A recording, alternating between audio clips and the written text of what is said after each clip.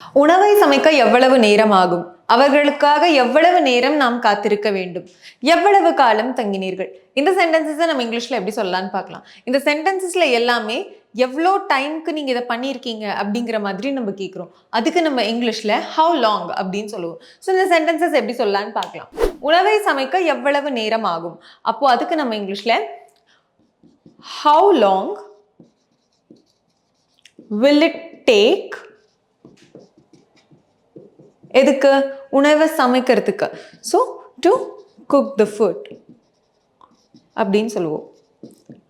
Next, அவர்களுக்காக எவ்வளவு நேரம் நாம் காத்திருக்க வேண்டும்?